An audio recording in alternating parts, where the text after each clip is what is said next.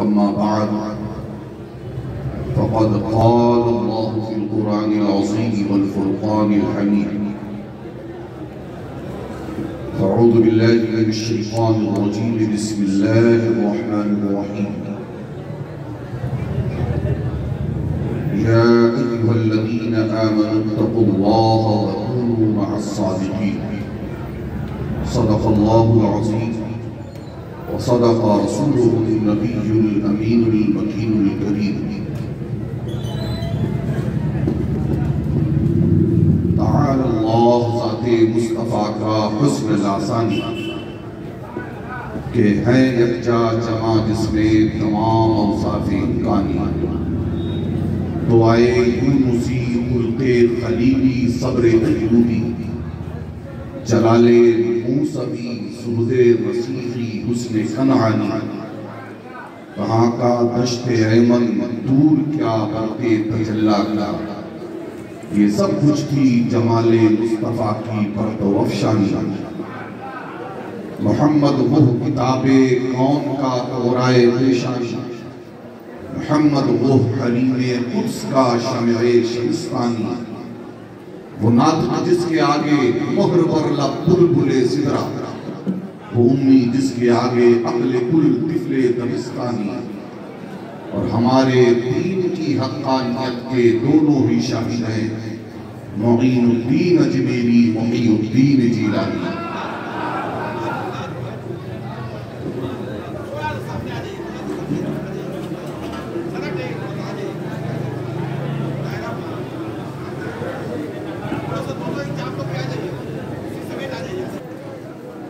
میں صرف ہزاروں کے مجمع میں تقریر نہیں کرتا ایک اللہ کا بندہ نہیں ہوتا ہے ایک کے لیے بھی میں 1 گھنٹے تقریر کرتا ہوں اس لیے مجمع کی کثرت اور قلت میرے لیے قطعی کوئی معنی نہیں رکھتی اسٹیجوں پر تقریر بھی کرتا ہوں لیکن اسٹیج کے جو حالات میں اسے انتہائی بیزار نہیں میں بتا دوں کہ میں کوئی یہاں اسٹیج پر تقریر کرنے نہیں آیا میں تو ایک محفل میں پیر طریقت اولاد غوث اعظم حضرت سید شاہ حامد رضا صاحب قادری امجری جو اپنے قریبی رشتہ داروں میں ہیں تو ان کی محبت میں یہاں چلا آیا تھا محبین راجگان خان کے پہنچے ہوئے تھے کہنے لگے حضرت عرس ہے فاتحہ پڑھ لیا جاتا میں نے کہا شوق سے کل کی انہوں نے راجگان خان کی تاریخ لے لی میں نے کہا چلو ادھر سے فاتحہ پڑھ کر نکل لیں گے کسی نے فون کیا تھا تقریر کے لیے میں نے کہا یار تقریر کرنے کے موڈ میں نہیں بس حاضری دینا چاہتا ہوں لیکن کچھ محبین ہمارے ذمہ داران اور پھر زمانے کے بعد اشرفیہ کے کیمپس سے بلبے گرامی حضرت مولانا مفتی عبدالقدوس صاحب مصباحی مل گئے اب ان حضرات کی محبتوں نے ہمیں باندھ کر یہاں بیٹھا دیا ورنہ میں اتنا برداشت کرنے والا نہیں میں جن جلسوں میں موجود بھی ہوتا ہوں تو میں کہہ دیتا ہوں کہ بس جب تقریر کرانی ہے اس وقت اسٹیج پر آؤں گا اور تقریر کروں گا اور جاؤں گا میں لغویات برداشت کرنے والوں میں سے نہیں میں ان میں سے نہیں ہوں ان کمزور ایمان والوں میں سے جسے سن کر وہ دل میں برا سمجھتا ہے میں جسے برا سمجھتا ہوں تو زبان سے بھی بولتا ہوں کہ یہ برا ہے بے شک نعت مصطفیٰ ہے مجلس مصطفیٰ ہے لیکن اس نعت مصطفیٰ اور مجلس مصطفیٰ کو تماشا نہ بنا جلسے گاہ کو تماشا گاہ بنا کر ہمیں رکھ دیا گیا ارے میں سمجھتا ہوں کہ شاید نعت مصطفیٰ کے بجائے کوئی اور مجلس منعقد کر دیتے تو شاید اس میں گناہ کم ملتا لیکن جس طریقے کے دینی مجلسوں میں ہم دین کا تماشا بناتے ہیں بیٹھ کر 70 بار استغفر اللہ پڑھنا پڑتا ہے اللہ ہم سب کو معاف فرمائے عزیزان محترم میں نے صرف اس لیے اتنا کہا ہے ہر کوئی چاہتا ہے کمیٹی والوں کو لوگوں کو خوش کرو اور چلتے ہوتے لیکن اپنا معاملہ یہ ہے کہ اپنے بھی خفا مجھ سے ہیں بیگانے بھی ناخوش میں زہر حلال کو کبھی کہہ نہ سکا شن اور کہ صورتحال ہے جی وہ غریب ہو کر رہ گئی اسٹیجوں پر ہوں تو اس لیے کہ کم از کم اللہ اور رسول سے تو صحیح پیغام ہے بزرگان دین کا جو صحیح مشن ہے وہ آپ تک پہنچا سکا میں نے کئی بار چاہا کہ اسٹیجوں سے کنارہ کشی کر سکتا لوگوں نے کہا تھا اسٹیج ویسے ہی تماشا گاہ بن گیا ہے خطبہ کا بھی وہی حال ہے نقبہ کا بھی وہی حال ہے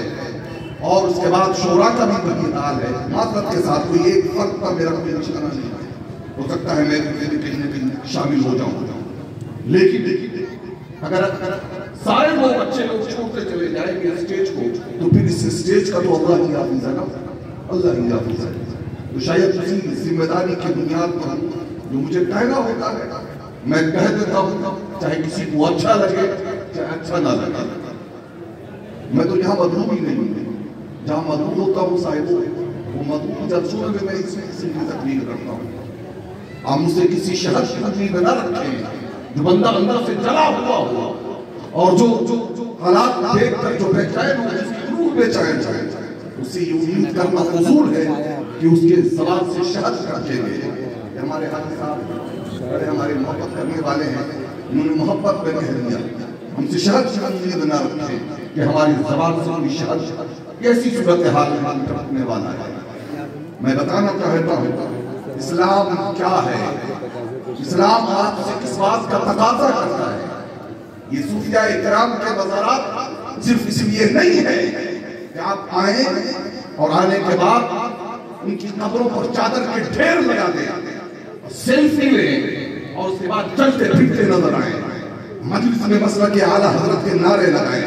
اللہ کی قسم ایسی مجلسوں میں مسلک اعلیٰ حضرت کا جب ہم نعرہ لگاتے ہیں تو بریلی کی سرزمین پر اعلیٰ حضرت کی روح بھی طلب جاتی ہوگی جس طریقے سے شریعت کی دھنسیاں ہوتی ہیں کوئی ہے منع کرنے والا کوئی ہے کہنے والا ان خواتین کو کہ ذرا پردے میں رہو ذرا آڑ میں رہو یہاں شریعت کرتی ہے وہاں کیا معنی رکھتا ہے کسی چیز کی کیا معنی رکھتا ہے ایک چادر کا حکم آج ہمارا حال ہے قبرستانوں میں چلے جاؤ ہر قبر پر چادر ہم ڈالتے چلے جاتے ہیں ہر قبر پر چادر اللہ کے بندے سنو کسی قبر کی چادر سے کسی قبر والے کو قطعی کوئی فائدہ نہیں پہنچتا ہے غور سے سنو مسئلہ سنو اور مسئلہ کے اعلیٰ حضرت کی روشنی میں فتویٰ رسیہ کی روشنی میں بتا رہا ہوں کہ یہ قبر پر جو چادر آپ ڈالتے ہیں نا اس سے قبر والے کو قطعی کوئی فائدہ نہیں پہنچتا ہے قطعی کوئی فائدہ نہیں پہنچتا ہے قبروں کی بھیڑ میں کسی مخصوص قبر پر چادر اس لیے ڈالی جاتی ہے کہ عام قبر اور خاص قبر میں پہچان ہو جائے کہ جیسے کسی لائبریری میں کتابیں رکھی ہوتی ہیں لیکن جس کتاب کو کپڑے کی دستان میں رکھا جائے ہم سمجھ جاتے ہیں یہ عام کتاب نہیں ہے قرآن کریم ہے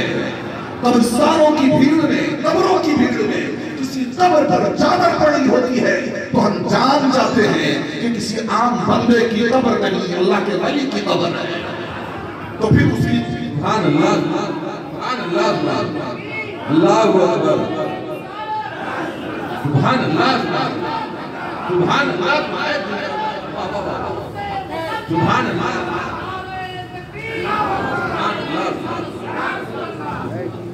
اور پھر آنے والا جان جائے تو اس قبر پر کھڑا ہو کر اللہ کی بارگاہ میں دعا کرے میرے مولا میں گناہگار ہوں خطاکار ہوں ریاکار ہوں لیکن تیرا بندہ ہوں اور تیری اس محبوب کے در پر کھڑا ہوں قبر پر کھڑا ہوں ان کے صدقے طفیل وسیلے سے میری دعاؤں کو قبول فرما دے پیارے اب سوچو کہ وہاں جانا ہے تو کیسے جانا وہاں سیلفی لیا جانا ہے یار کوئی بولنے والے کوئی روکنے ٹوکنے والا نہیں ہے عورتیں جو ہیں چھٹی پھر رہی ہیں ان پر کوئی روک تھام لگانے والا نہیں ہے اللہ کے لیے میں ذمہ داران سے گزارش کرتا ہوں میں اس کا قائل نہیں ہوں کہ عورتوں کو دین نہیں سیکھنا چاہیے میں اس کا قائل نہیں ہوں کہ عورتوں کو دوسرے درجے کا مسلمان بنا دینا چاہیے جو ہم نے بنا دیا ہے انہیں یقیناً دین سیکھنا چاہیے بیان سننا چاہیے لیکن ان کے لیے ویسا انتظام بھی ہونا چاہیے پردے کا اہتمام بھی ہونا چاہیے عورتوں کو ہمیں یہ سمجھانا اور بتانا ہے کہ سنو اسلام کی قربانی میں तुम किसी से पीछे नहीं हो, बल्कि हकीकत तो ये हो कि इस्लाम कबूल करने में तुम्हें मर्दों से सबकत ले गई है ना। कहते हैं लोग इस्लाम कबूल करने वाले 4 हैं, मर्दों में पहले अबू बकर, औरतों में खदीजा कुबरा, बच्चों में अली, गुलामों में ज़ैद, लेकिन चारों ने एक बार भी इस्लाम कबूल नहीं किया है। पहले किसने किया है? तो ये मुत्तफ़िक़ा तौर पर उलमा ने ये लिखा है, सबसे पहले अबू बकर और अली ने इस्लाम कबूल नहीं किया है, बल्कि हज़रत खदीजा कुबरा रज़ियल्लाहु तआला अन्हा किसी मर्द ने इस्लाम कबूल नहीं किया है, एक औरत ने इस्लाम कबूल किया है। और जब कभी हुजूर अलैहिस्सलातु व तस्लीम पर सख्त मौका आता था, अबू बकर पीठ पर नहीं होते थे, अली नहीं होते थे, वो एक खातून ने हज़रत खदीजा हुआ करती थी। या रसूल अल्लाह, अल्लाह आपको ज़ाहिर फरमा सकता है वो कौन है, तारीख उठाओ, हमने औरतों को समझाने की जरूरत है। औरतें सुनो, इस्लाम के लिए जब कुर्बानी करने की बारी आई है, जब शहादत नोश करने की बारी आई है, तो किसी मर्द ने पहले इस्लाम के लिए शहादत नहीं दी है, इसमें भी बाज़ी औरतें मार गई हैं। हज़रत सुमैया का नाम आता है कि जिन्होंने सबसे पहले इस्लाम के लिए कुर्बानी दी है। आका करीम सल्लल्लाहु अलैहि वसल्लम ने अपने सहाबा को भी संवारा है और अपनी सहाबियात को भी संवारा है। तकरीरें हुजूर ने मर्दों ने भी की हैं, तकरीरें हुजूर ने ख़वातीन ने भी की हैं। आका करीम सल्लल्लाहु अलैहि वसल्लम ने जिसके अंदर जो खूबी देखी, उसकी उस खूबी को निखारा है, हौसला अफजाई की है और आगे बढ़ाया है। मैं इसलिए कह रहा हूँ कि यकीनन टैलेंट हर एक के अंदर हुआ करता है, लेकिन बंदा अपने टैलेंट का इस्तेमाल कैसा कर रहा है, देखना ये होता है, देखना ये होता है। आका करीम सल्लल्लाहु अलैहि वसल्लम ने इस टैलेंट को देखा है, निखारा है, संवारा है और आगे बढ़ाया है। फरमाया मेरी उम्मत में सबसे रहमदिल अबू बकर हैं, कहा अल्लाह के मामले में सबसे सख्त उमर है, फरमाया हयात पैकर उस्मान है, फरमाया सबसे बड़े कासी अली हैं, फरमाया हलाल और हराम के सबसे ज्यादा जानने वाले मुआज़ इब्न जबल है, फरमाया इन रायत के सबसे बड़े आलिम ज़ैद इब्न साबित हैं, कहा मेरी उम्मत के सबसे बड़े आलिम उबई बिन काब है। फरमाया आका करीम ने कि हर उम्मत का एक अमीन होता है, मेरी उम्मत का अमीन अबू उबैदा इब्नुल जर्राह है। फरमाया हर उम्मती का एक हवारी होता है, मेरा हवारी हज़रत ज़ुबैर इब्नुल अव्वाम है। आका करीम सल्लल्लाहु अलैहि वसल्लम के ज़माने में, शुरू ज़माने में खालिद ने इस्लाम कबूल नहीं किया था। खालिद इब्न वलीद ने आका करीम सल्लल्लाहु अलैहि वसल्लम ने उनके भाई के जरिया पैगाम पहुंचाया कि खालिद को कहो कि अल्लाह ने उसे बड़ी खास खूबियों से नवाजा है, वो कब तक भागता फिरेगा और कब तक इधर उधर भटकता फिरेगा, उसे चाहिए कि इस्लाम कबूल कर ले, उसकी सलाहियत और निखर कर दुनिया के सामने आएगी। खालिद बिन वलीद को जब नबी करीम का पैगाम पहुंचा है तो वो खींचे हुए चले आए हैं और हुजूर के कदमों पे निसार हो गए हैं। ये आका करीम सल्लल्लाहु अलैहि वसल्लम ने अपने सहाबियों को इस तरीके से नवाजा है और तैयार किया है। मैं इसलिए कह रहा हूँ कि हुजूर तो नहीं रहे, लेकिन ऐसा नहीं है कि हुजूर के बाद क़यादत की जिम्मेदारियां खत्म हो गई हैं, उलमा की जिम्मेदारियां हैं। मैं ये कहता हूँ और बबांगे को कहता हूँ कि इस स्टेज को खराब करने में किसी और का रोल नहीं है, बल्कि हमारे उलमा का रोल है, हमारे अइम्मा का रोल है। तो जो जिन्होंने इसको तमाशा और मजाक बना दिया है, ये अवाम क्या है, ये बेचारे क्या है, ये तो समझते हैं। इनके बारे में कुरान ने कहा है कि अल अराब कल अनआम, ये तो चौपायल की तरह हैं, जानवरों की तरह हैं, इन्हें जिधर हाँक दिया जाए उधर हाँकते हुए चले जाएंगे। जिम्मेदारी हमारी बनती है, उलमा की बनती है कि ये अवाम पर किधर ले जा रहे हैं, इनकी रहनुमाई किस तरीके से कर रहे हैं, ये देखने की जरूरत है। मेरे भाई को सुनो, आका करीम सल्लल्लाहु अलैहि वसल्लम ने किस तरीके से खून जिगर देकर इस इस्लाम के पौधे को सींचा है। आज हमें तो पकी पकाई खीर मिल गई है ना, इसीलिए हमें इसकी अहमियत का अंदाजा नहीं है कि इस्लाम क्या है, इस्लाम क्या है। आपने देखा होगा कि वो बेटा जिसका बाप करोड़